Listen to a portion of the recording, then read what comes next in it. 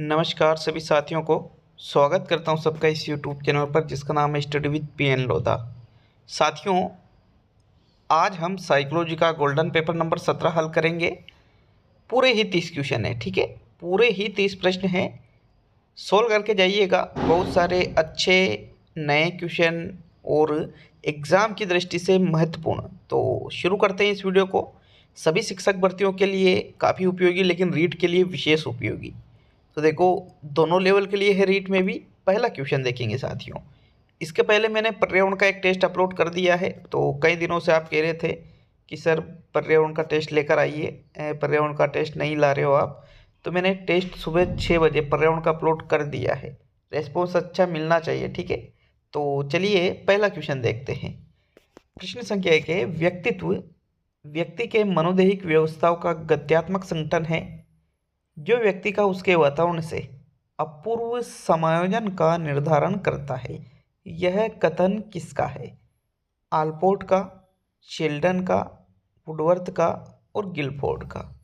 तो प्रश्न संख्या 1 में राइट आंसर देना है साथियों। कौन सा विकल्प आपका इसमें सही रहेगा? देख लीजिए अच्छे से। परिभाषा पूछी गई है व्यक्तित्व की, और ये जो परिभाषा है कम से कम यूँ मानो 5 से 7 एग्जाम में पिछले कुछ सालों में ही पूछ ली गई है शिक्षक भर्तियों में। मतलब व्यक्तित्व की ये परिभाषा बहुत ही महत्वपूर्ण है, और उपरोक्त परिभाषा को आल्पोर्ट के द्वारा दिया गया है साथियों। किसके द्वारा? आल्पोर्ट के द्वारा। विकल्प नंबर आपका 1 सही है। देखो, आल्पोर्ट, जब मैंने आपको व्यक्तित्व पढ़ाया था तो मैंने बता दिया था कि मनोदैहिक व्यवस्था का गत्यात्मक संगठन मनोदैहिक व्यवस्थाओं का। इस लाइन को याद रख लेना, ये सिर्फ आल्पोर्ट ने कहा है, ठीक है। तो प्रथम विकल्प आपके सही है प्रश्न संख्या 1 में। नेक्स्ट प्रश्न संख्या 2 पे आएंगे। दूसरा क्वेश्चन साथियों, प्रश्न संख्या 2 है, थोड़ा छोटा कर लेते हैं, बड़ा क्वेश्चन है। समझना, प्रश्न को आसानी से कर सकते हो अगर समझोगे तो। श्याम पारिवारिक समूहों में रहना पसंद नहीं करता है, परंतु उसकी माँ उसे इसमें आने के लिए कहती है। वह झूठ बोलने का फैसला करता है कि उस दिन उसकी परीक्षा है, परंतु वास्तव में उस दिन उसकी परीक्षा निर्धारित हो जाती है, जो कि उसे बहुत अप्रिय लगती है। श्याम क्या अनुभव कर रहा है? दोहरा परिहार द्वंद्व, दोहरा अप्रोच द्वंद्व, दोहरा परिहार उपागम द्वंद्व, दोहरा उपागम परिहार द्वंद्व। तो बताइए प्रश्न संख्या 2 में भाई श्याम के मन में जो द्वंद्व चल रहा है उसका प्रकार यहाँ पर पूछा है आपसे प्रश्न 2 में। और साथियों, इसका जो सही आंसर रहेगा, बहुत ही अच्छा क्वेश्चन है, राइट आंसर है आपके दोहरा परिहार द्वंद्व। कैसे रहेगा दोहरा परिहार द्वंद्व? देखिएगा, दोहरा परिहार का मतलब होता है परिहार परिहार द्वंद्व। दोहरा परिहार का मतलब क्या होता है? परिहार द्वंद्व, मतलब जिसमें हम दोनों चीज़ों को नहीं चाहते हैं, ठीक है, लेकिन एक चीज़ करनी पड़ेगी, तो वो दोहरा परिहार द्वंद्व है। तो देखो, समझते हैं प्रश्न को। श्याम पारिवारिक समूहों में रहना पसंद नहीं करता, मतलब जो उसका परिवार है वहाँ का जो समूह है, ठीक है, उस समूह में रहना वो पसंद नहीं करता। उसकी माँ कहती है कि भाई आ जा यहीं पे, ठीक है, परिवार में ही रहना, यहाँ पे आ जा। वो झूठ बोल के क्या कहता है? वो झूठ बोलने का फैसला करता है कि नहीं, मैं तो उस दिन नहीं आऊँगा, मेरा तो पेपर है उस दिन। लेकिन वास्तव में उस दिन उसका पेपर फिक्स हो जाता है, और वो पेपर उसे कैसा लगता है? अप्रिय, मतलब बहुत खराब।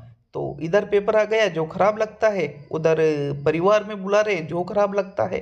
तो फिर ऐसी स्थिति को ही दोहरा परिहार द्वंद्व या परिहार द्वंद्व के नाम से जाना जाएगा साथियों।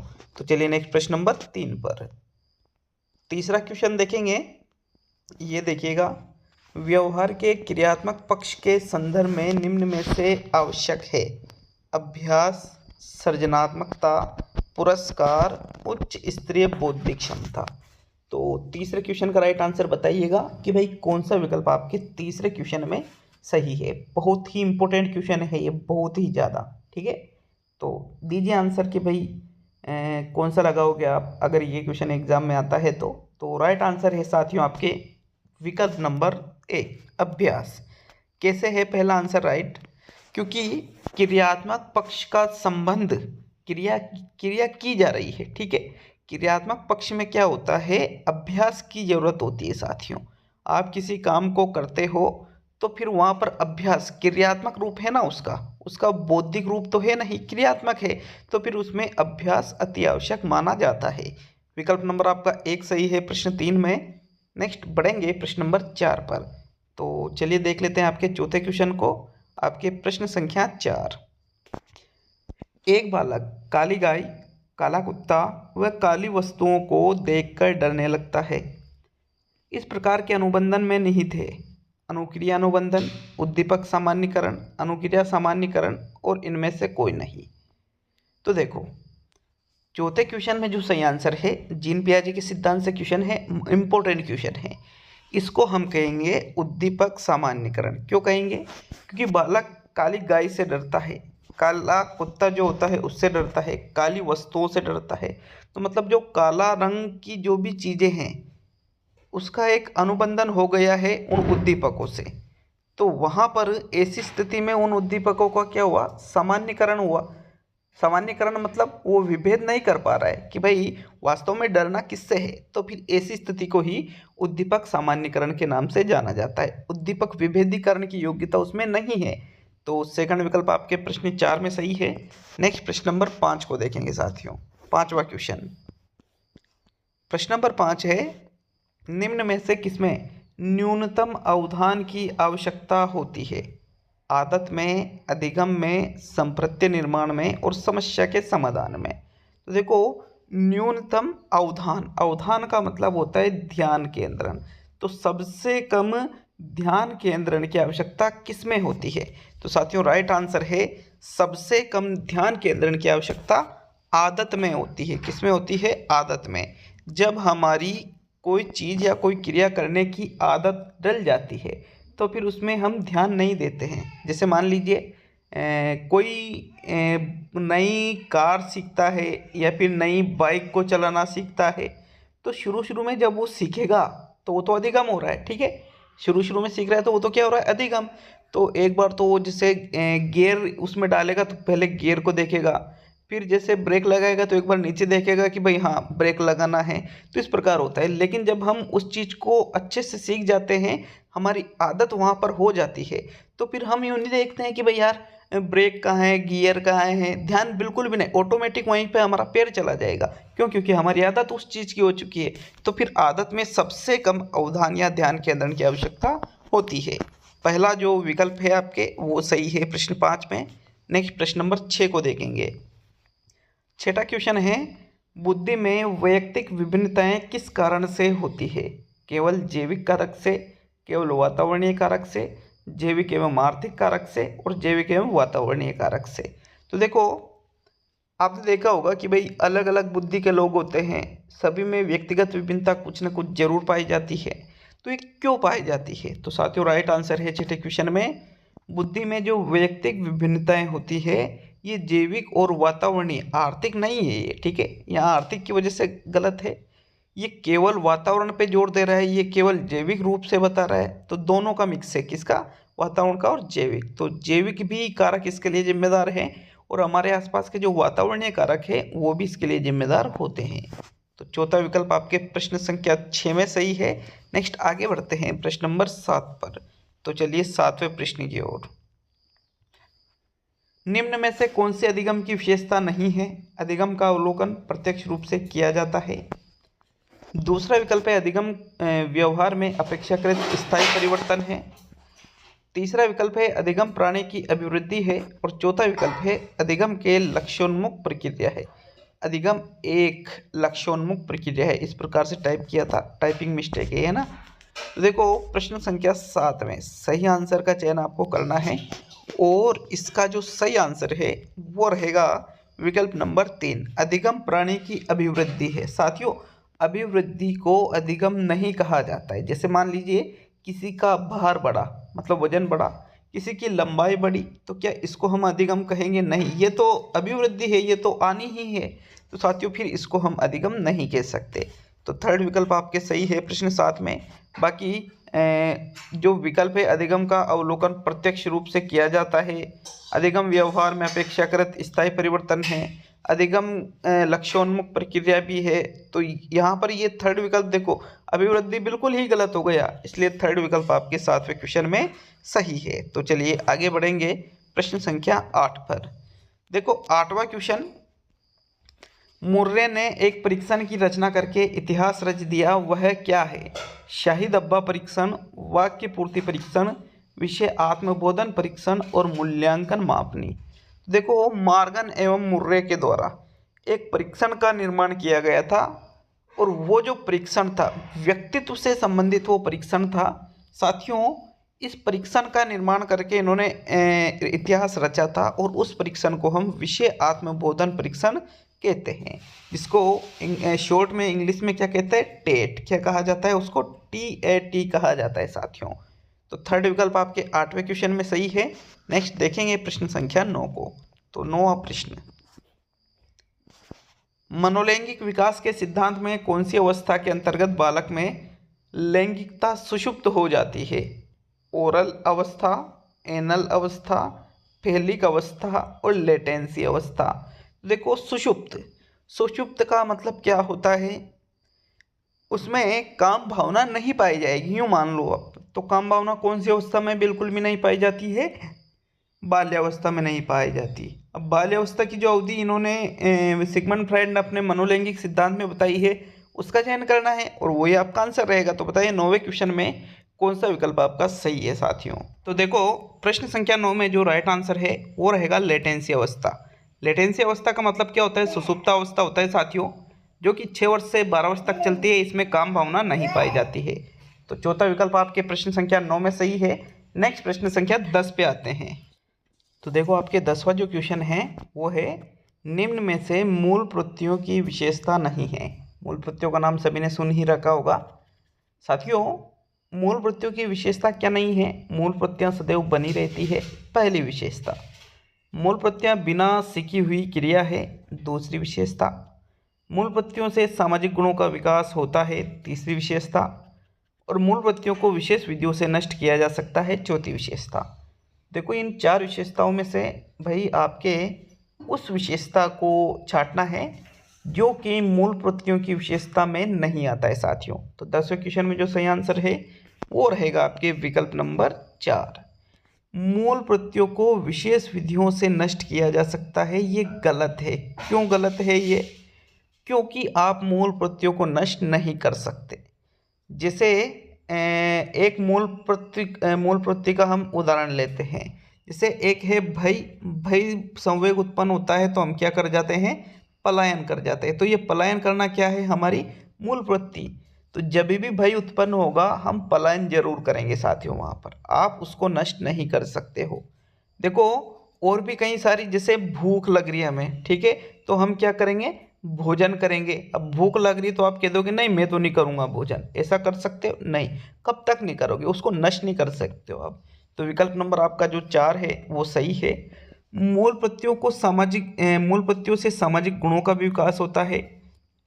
बिना सीखी हुई क्रिया है, ऑटोमेटिक जन्म से होता है साथियों ये, ठीक है। मूल प्रत्यय सदैव बनी भी रहती है, इसलिए ये विकल्प तो सही है, लेकिन चौथा विकल्प आपके सही नहीं है, और ये आपसे पूछा था। तो विकल्प नंबर 4 आपके 10वें क्वेश्चन में है। नेक्स्ट प्रश्न नंबर 11 को देख लेते हैं। प्रश्न संख्या 11 है, प्रथम नई राष्ट्रीय शिक्षा नीति 1986 के अंतर्गत कौन सा कार्यक्रम नहीं चलाया गया? पर्यावरण को पाठ्यक्रम में शामिल किया गया, सतत व समग्र मूल्यांकन का विचार प्रस्तुत किया गया, जवाहर नवोदय विद्यालयों की स्थापना की गई, और शिक्षा को बोझ रहित करने का विचार दिया गया। तो साथियों NEP, ठीक है,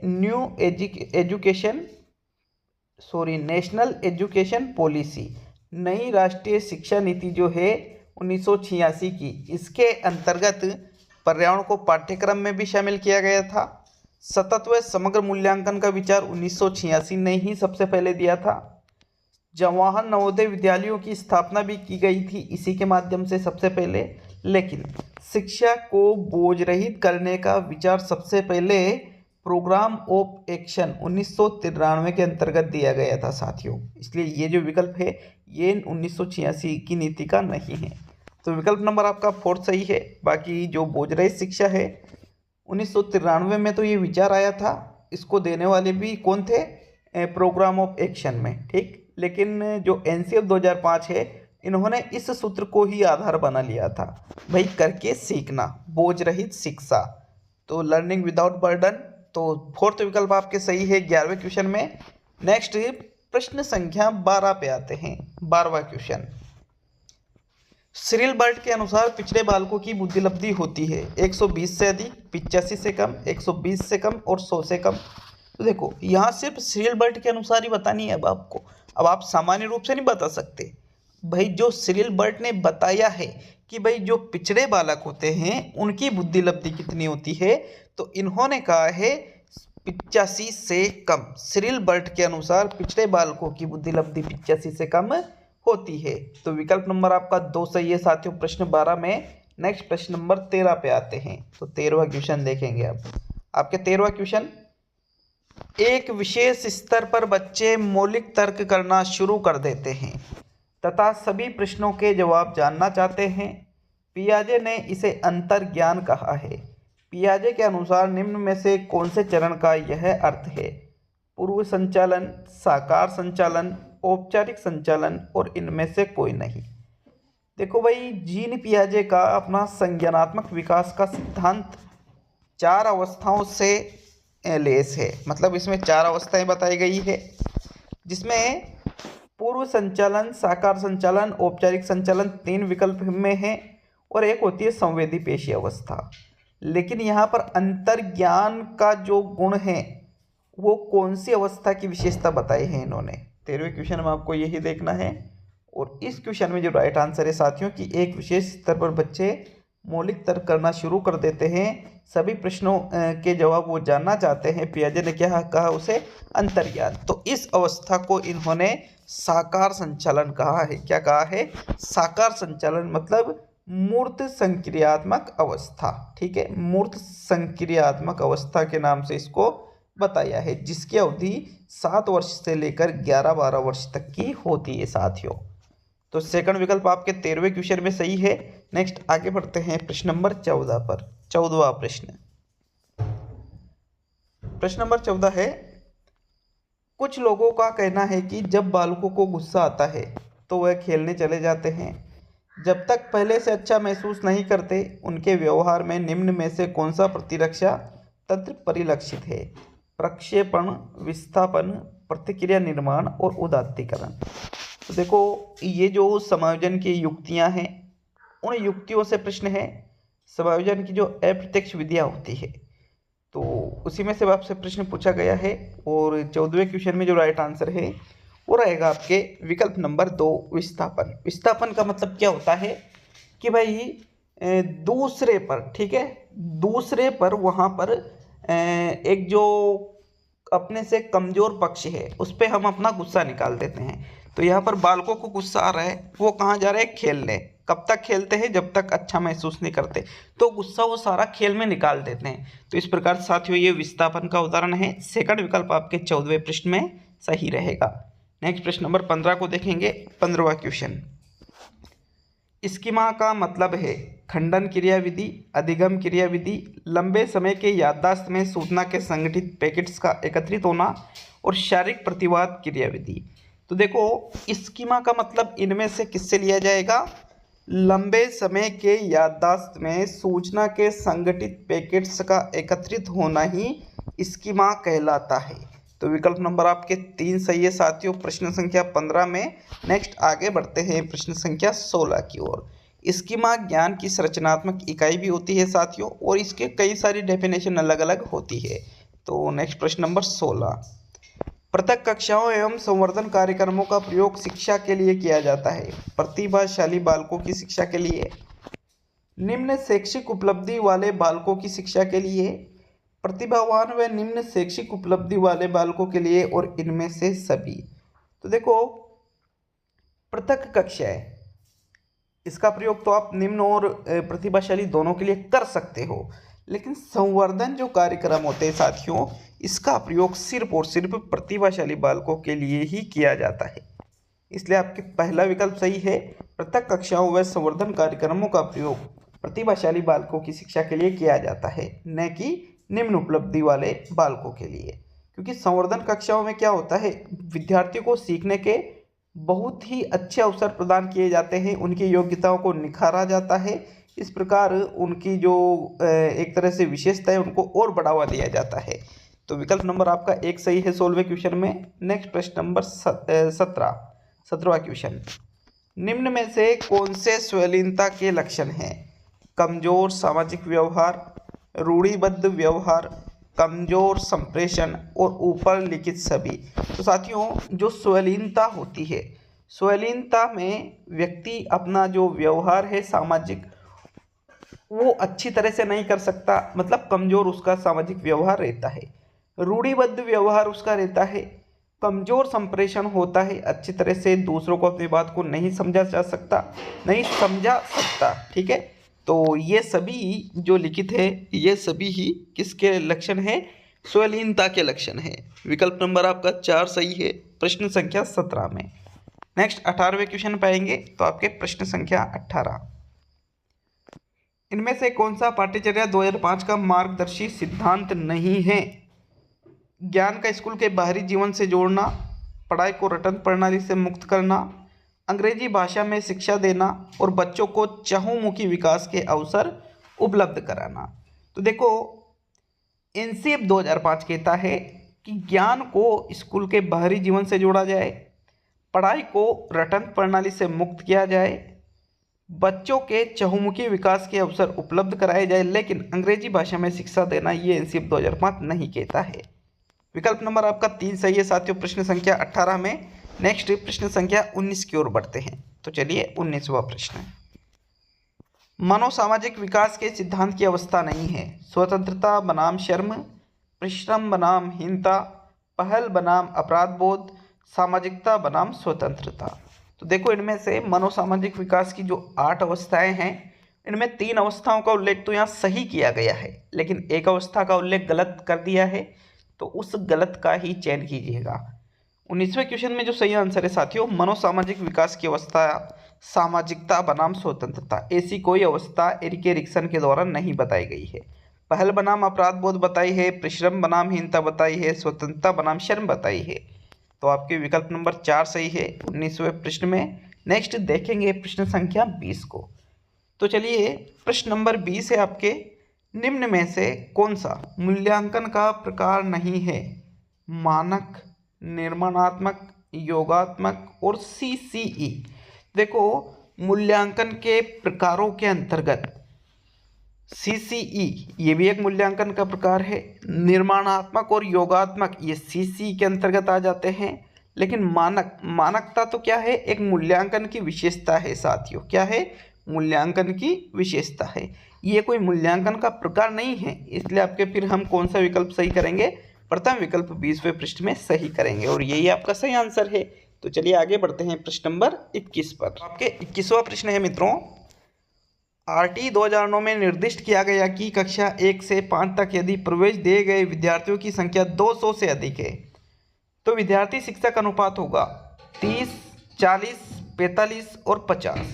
देखो, अगर छात्रों की संख्या 200 से अधिक है कक्षा 1 से 5 तक, तो वहाँ पर जो शिक्षक और छात्र जो अनुपात होता है, तो प्रत्येक 40 विद्यार्थियों पर एक शिक्षक होता है साथियों। कितने? 40 विद्यार्थियों पर एक शिक्षक होता है जब विद्यार्थियों की संख्या 200 से अधिक हो। ठीक है, तो इसलिए आपके 40 वाला जो दूसरा विकल्प है प्रश्न 21 में, आरटी 2009 से संबंधित बहुत ही शानदार क्वेश्चन है यहाँ पर, तो सेकंड विकल्प सही रहेगा। नेक्स्ट प्रश्न नंबर 22 पे आएंगे।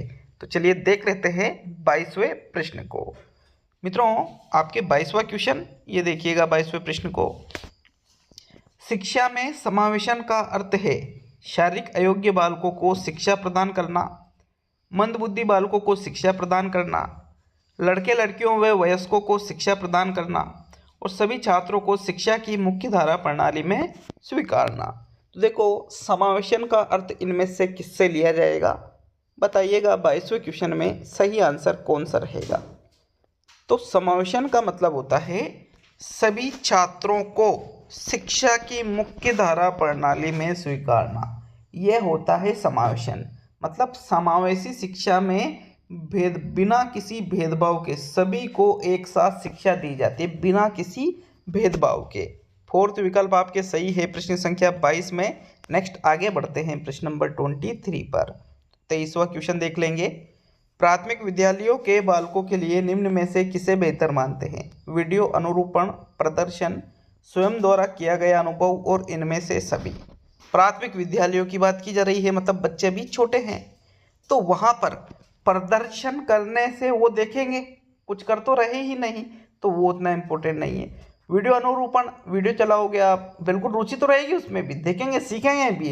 लेकिन साथियों यहाँ जो तीसरा विकल्प है, स्वयं द्वारा किया गया अनुभव, इसको हम सबसे बेहतर मानते हैं, क्योंकि बालक अगर खुद करके किसी चीज़ का अनुभव करके सीखता है तो छोटा बालक भी उस चीज़ को बहुत ही जल्द सीखेगा। इसीलिए तो मूर्त चीज़ों के माध्यम से छोटे बच्चों को सिखाया जाता है।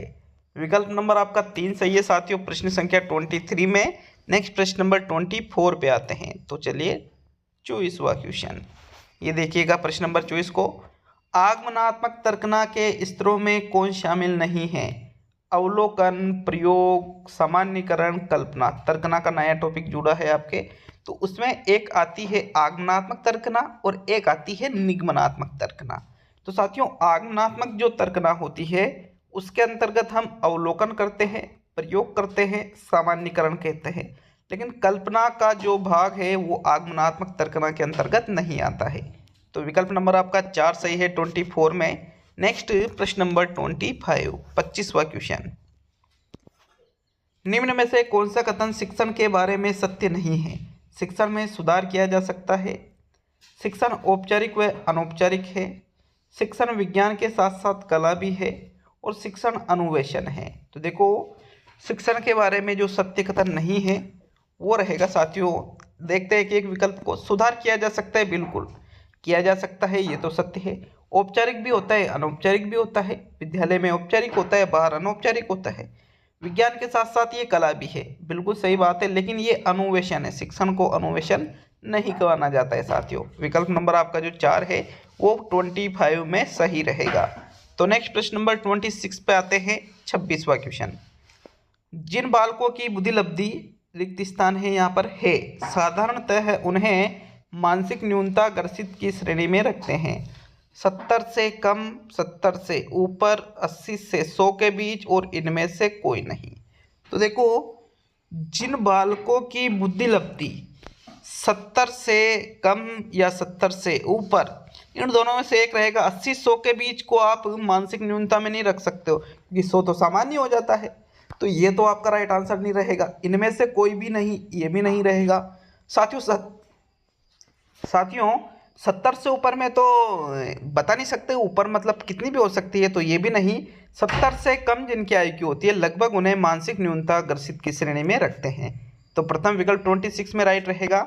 नेक्स्ट प्रश्न संख्या 27 पे आते हैं। 27वां प्रश्न, समायोजन की प्रक्षेपी विधि किस विकल्प में है? राधा मंच पर नृत्य करती है, मोहन सोहन को पढ़ाई करने के लिए प्रेरित करता है, राम रीट के पेपर में फेल हो जाता है, ऐसा नहीं हो किसी के साथ, सोहन के नंबर कम आने पर कहना कि अध्यापकों ने नहीं पढ़ाया था। तो ये 4 विकल्प है, प्रक्षेपी विधि और अप्रक्षेपी विधि। साथियों इसके अंतर्गत देखो यहाँ पर जो सही आंसर है, ये जो 3 विकल्प है, तीसरा, दूसरा, पहला, इसमें तो कोई समायोजन की बात ही नहीं की जा रही है।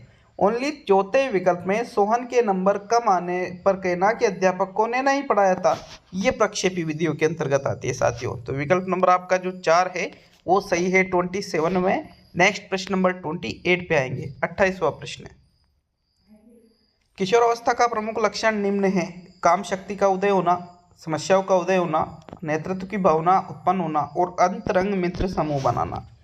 तो देखो किशोरावस्था का प्रमुख लक्षण इनमें से क्या है? 28वें क्वेश्चन में सही विकल्प का चयन करो।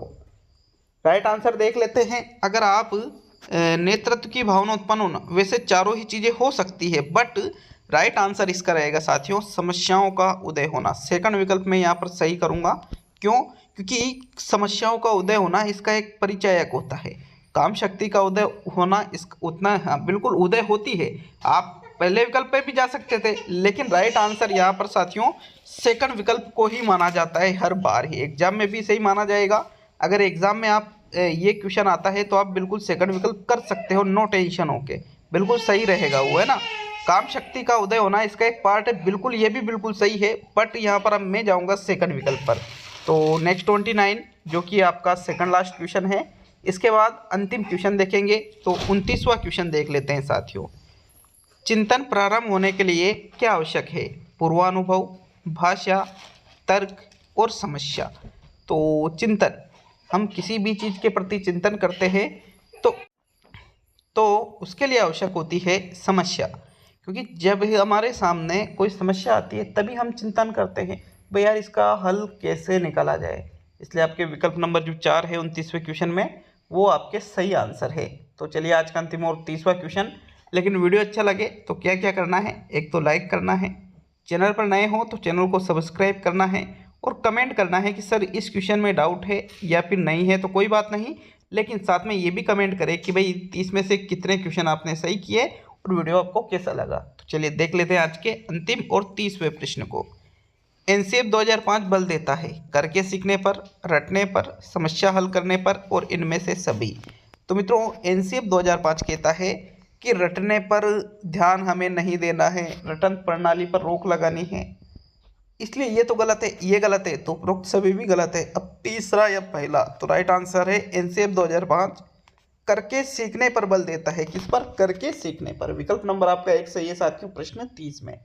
तो इसके पहले जो पर्यावरण का टेस्ट लिया था उसको जरूर देखिएगा, और ये साइकोलॉजी का टेस्ट आपने पूरा किया। कमेंट करके बताइए कितने क्वेश्चन हुए। तो मिलते हैं साथियों अब अगले वीडियो में। बहुत बहुत धन्यवाद सभी का।